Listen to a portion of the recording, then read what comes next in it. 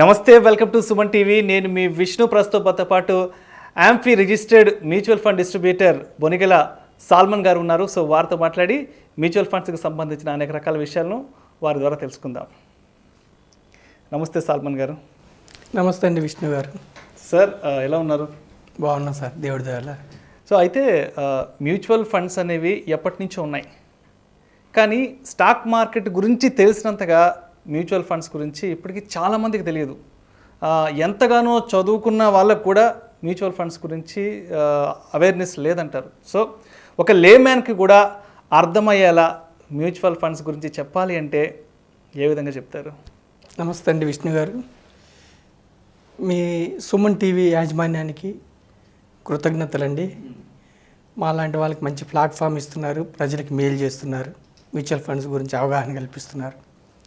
అలాగే సుమన్ టీవీ ప్రేక్షకులకు కూడా నమస్కారాలండి విష్ణుజీ.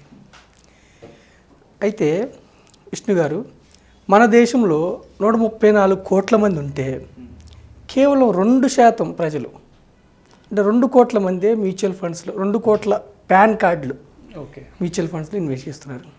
చాలా తక్కువ పర్సెంటేజ్, 98% మ్యూచువల్ ఫండ్స్కి దూరంగా ఉంటున్నారు. 98% తెలియక. అసలు మ్యూచువల్ ఫండ్స్ అంటే ఏంటంటే అండి, నేను సామాన్యమైన భాషలో చెప్తాను. కొంతమంది వ్యక్తులు, ఇన్స్టిట్యూషన్స్ మనలాంటి ఇండివిజువల్ ఇన్వెస్టర్స్ కొంత డబ్బుని కొన్ని సంస్థలకి ఇస్తారు. ఆ సంస్థలు ఏంటంటే మ్యూచువల్ ఫండ్ సంస్థలు, వాటినే ఏఎంసీ అంటారు, అసెట్ మేనేజ్మెంట్ కంపెనీస్. ఆ మ్యూచువల్ ఫండ్ సంస్థలు ఏమిటంటే అవి కావు, సెబీ అప్రూవ్ చేసిన సంస్థలు అవి. ఓకే.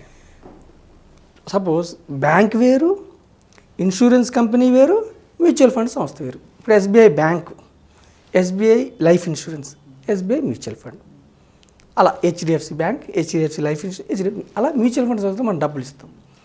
అయితే ఈ మ్యూచువల్ ఫండ్ సంస్థల ముఖ్య ఉద్దేశం ఏంటంటే విష్ణు గారు, ఇన్వెస్టర్స్కి, ఇన్స్టిట్యూషన్స్కి లాభాలు తీసుకురావడం ప్రధాన ఉద్దేశం. అంటే మీరు ఎందులో ఇన్వెస్ట్ చేయాలి అన్నది ముందే ప్రీ డిటర్మైన్డ్ స్కీమ్, అంటే ముందే మ్యూచువల్ ఫండ్లో స్కీమ్స్ ఉంటాయి. Large cap, mid cap, small cap, అలా ముందే మా స్కీమ్కి అనుగుణంగా ఎందులో ఇన్వెస్ట్ చేయాలనేది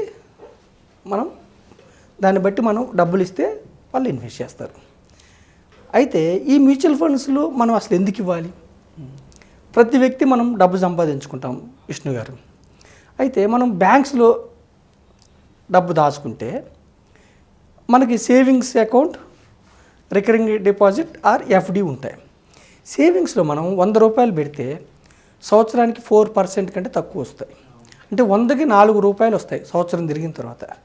4% అంటే నెల లెక్కేస్తే 4/12 వేస్తే పావలా వడ్డీ వస్తుంది. అలాగే ఎఫ్డి కానీ ఆర్డీ కానీ చేస్తే 6% వస్తుంది. అంటే ఇన్ఫ్లేషన్ కంటే కూడా తక్కువ. ఇన్ఫ్లేషన్ ప్రజలు తెలుసుకోవాల్సింది. ఇన్ఫ్లేషన్ అంటే ద్రవ్యోల్బణం. ప్రతి సంవత్సరం మన డబ్బు 6 to 7% ద్రవ్యోల్బణం, 5 to 6 or 6 to 7% 100 రూపాయలు నెక్స్ట్ ఇయర్కి వచ్చేవరకు 94 రూపీస్ అవుతుంది. తర్వాత సంవత్సరంలో 88 రూపీస్. అంటే మన డబ్బు విలువ తగ్గిపోతూ ఉంటుంది. అందుకే మన తాతల కాలం నాటి పావలా కూడా విలువైంది, రూపాయి కూడా. ప్రతి సంవత్సరం డబ్బు విలువ తగ్గిపోతుంది. కాబట్టి మనం ఇన్వెస్ట్ చేసే డబ్బు ఇన్ఫ్లేషన్ కంటే ఎక్కువ వచ్చే దగ్గర ఇన్వెస్ట్ చేయాలి. బ్యాంకులో మనకి జస్ట్ 4% సేవింగ్స్ వడ్డీలు వస్తుంది, ఎఫ్డిఆర్డీలో 6% వస్తుంది. కాబట్టి ఇన్ఫ్లేషన్ కూడా రాదు, కాబట్టి దానికంటే ఎక్కువ. అదే ఇన్సూరెన్స్ కంపెనీస్లో మనం ఇన్సూరెన్స్ పాలసీ తీసుకుంటే మనకి జస్ట్ 5% బోనస్ ఇస్తారు ట్రెడిషనల్ పాలసీల్లో. అది కూడా ఇన్ఫ్లేషన్ కంటే తక్కువ వస్తుంది. అంటే అక్కడ ఇన్సూరెన్స్ ఉంటుంది. ఇన్సూరెన్స్ కంపెనీలో పాలసీ తీసుకోవడం ఉద్దేశం వేరు. అక్కడ ఇన్సూరెన్స్ ఇన్ఫ్లేషన్ బీట్ చేయదు. మనకి ఇంకా ఉన్నాయి ఏంటంటే సుకన్య సమృద్ధి ఉంది ఆడపిల్లల కోసం, అక్కడ 8% వస్తుంది, 7.6 to 8% వస్తుంది. అలాగే పీపీఎఫ్ ఉంది. ఒకప్పుడు ఎక్కువ ఉండేది పీపీఎఫ్లో, ఇప్పుడు 9% అలా వస్తుంది. తగ్గిపోయింది, 9% వస్తుంది.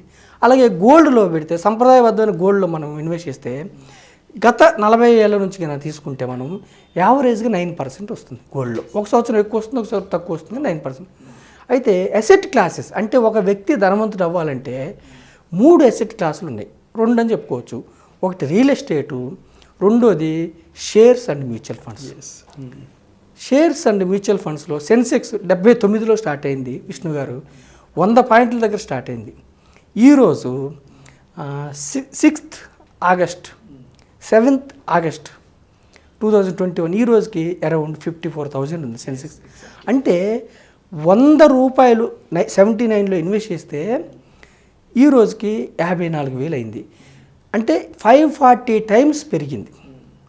మధ్యలో ఎన్నో ఆటపోట్లు వచ్చాయి, 2002లో కానీ 2009లో కానీ 2020 కోవిడ్లో కూడా కరెక్షన్ వచ్చింది. అయినా కానీ సెన్సెక్స్ గత 40 ఏళ్ళ నుంచి 16% CAGR అంటే కాంపౌండ్ యాన్యువల్ గ్రోత్ రిటర్న్ 16% వస్తే ఇన్ఫ్లేషన్ 6% పోయినా కానీ 10% మిగలటం వల్ల ఒక సామాన్య వ్యక్తి వెల్త్ క్రియేట్ చేసుకుంటాడు.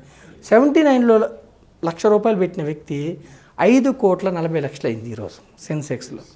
అయితే మనకి సెన్సెక్స్, స్టాక్ మార్కెట్, ఈక్విటీలు, షేర్లుగా ఇన్వెస్ట్ చేయాలంటే నాలెడ్జ్ ఉండాలి. సో మన సెబీ చెప్పే ముందు మీకు అసలు సెబీ రెగ్యులేటరీ బాడీస్ ఎలా ఉంటాయో ఒక్క నిమిషంలో చెప్తాను. బ్యాంక్స్, SBI బ్యాంక్ కానీ, గవర్నమెంట్ బ్యాంక్స్ కానీ, ప్రైవేట్ బ్యాంక్స్ కానీ తప్పులు చేయకుండా ఒక రెగ్యులేటరీ బాడీ ఉంటుంది.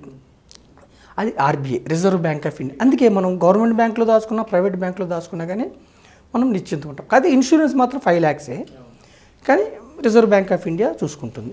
అలాగే ఇన్సూరెన్స్ కంపెనీ, LIC కాకుండా ఇంకా 25 ప్రైవేట్ ఇన్సూరెన్స్ కంపెనీస్ ఉన్నాయి. అవి తప్పులు చేయకుండా ఒక రెగ్యులేటరీ బాడీ ఉంటుంది. అది IRDA, insurance regulatory development authority. అలాగే ఈక్విటీస్ అంటే షేర్స్ కానీ, మ్యూచువల్ ఫండ్స్ సంస్థలు కానీ ఒక తప్పు చేయకుండా ఒక నియంత్రణ సంస్థ ఉంది. అది SEBI, securities exchange board of India. ఓకేనండి. అయితే మ్యూచువల్ ఫండ్ సంస్థలు సెబీ దగ్గర పర్మిషన్ తీసుకొని ప్రజల నుంచి, ఇన్వెస్టర్స్ నుంచి డబ్బులు తీసుకోవాలంటే సెబీ దగ్గర పర్మిషన్, సెబీ అప్రూవల్ ఇచ్చిన సంస్థలే తీసుకోవాలి. అంటే ఏ సంస్థ అంటే ఆ సంస్థ తీసుకోవడం లేదు. As on today 44 mutual fund సంస్థలు ఉన్నాయి.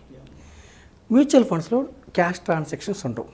ఎవరైనా సరే వైట్ ట్రాన్సాక్షన్స్, నో బ్లాక్ అంటే మ్యూచువల్ ఫండ్స్లో ఫ్రాడ్ జరిగే అవకాశం లేదు. ప్యూర్ చెక్ ద్వారా కానీ, ఆన్లైన్ పేమెంట్స్ కానీ. అయితే ఈ మ్యూచువల్ ఫండ్ సంస్థలు ప్రజలకి అంటే చాలామందికి ఏ షేర్లు కొనాలి, ఇప్పుడు డాక్టర్ ఉంటాడు, అతను వృత్తి డాక్టర్ కాబట్టి మెడికల్ ఎక్స్పర్ట్, లెక్చరర్ అతను ప్రొఫెషనల్ టీచింగ్లో ఎక్స్పర్ట్. అలాగే మనకి తెలియదు కాబట్టి మ్యూచువల్ ఫండ్ సంస్థలు ఏం చేస్తాయంటే మన తరపున ఒక 10 నుంచి 15 రంగాల్లో మన కోసం ప్రతి రంగంలో 3 నుంచి 4 కంపెనీలు షేర్లు కొంటారు. ఆ షేర్లకి నష్టం వచ్చినా మనకే లాభం వచ్చినా మనకి. అయితే మొదటి 2-3 సంవత్సరాలు నష్టం వచ్చే అవకాశం ఉంది. 5 సంవత్సరాల వరకు కూడా నష్టం వచ్చే అవకాశం ఉంది. తర్వాత మనకి గత చరిత్ర చూస్తే మ్యూచువల్ ఫండ్ రిటర్న్స్ 15% కంటే ఎక్కువ రిటర్న్స్ వస్తున్నాయి. 10 నుంచి 15 రంగాల్లో 30 నుంచి 40 స్టాక్స్లో ఇన్వెస్ట్ చేయడం వల్ల ఇన్వెస్టర్ రిస్క్ తగ్గిపోతుంది. మెయిన్ ఉద్దేశం మ్యూచువల్ ఫండ్స్ అంటే ఏంటంటే మీ డబ్బును తీసుకొని మీకు లాభం, వెల్త్ క్రియేట్ చేయటం ప్రధాన ఉద్దేశం. రెండో ఉద్దేశం ఏంటంటే మ్యూచువల్ ఫండ్స్ యొక్క రెండో ఉద్దేశం ఏంటంటే ఇన్ఫ్లేషన్ బీట్ చేసి రిటర్న్స్ రావటం రెండో ఉద్దేశం. అందుకనే మనం మ్యూచువల్ ఫండ్స్ తీసుకోవాలి. మ్యూచువల్ ఫండ్స్లో ఫ్రాడ్ అనేది ఉండదు, pure white transaction, pan link transactions. ఇంతకుముందు మైక్రోసిప్ 50,000 లోపు అయితే ప్యాన్ లేకపోయినా ఇప్పుడు ప్యాన్ మ్యాండేటరీ చేసింది సెబీ. చాలా ట్రాన్స్పరెంట్గా ఉంటుంది. మండే టు ఫ్రైడే మీకు మెసేజ్ వస్తుంది. అందుకని మనం మ్యూచువల్ ఫండ్స్ ప్రధాన ఉద్దేశం మీకు లాభం రావటం. రెండోది ఏంటంటే మనకు తెలియకపోయినా కానీ మన తరపున ఒక ప్రొఫెషనల్ ఫండ్ మేనేజర్ ఉంటాడు, అతను మనకి వెల్త్ క్రియేట్ అయ్యేలాగా చూస్తారు. ఇది మ్యూచువల్ ఫండ్ ప్రధాన ఉద్దేశం.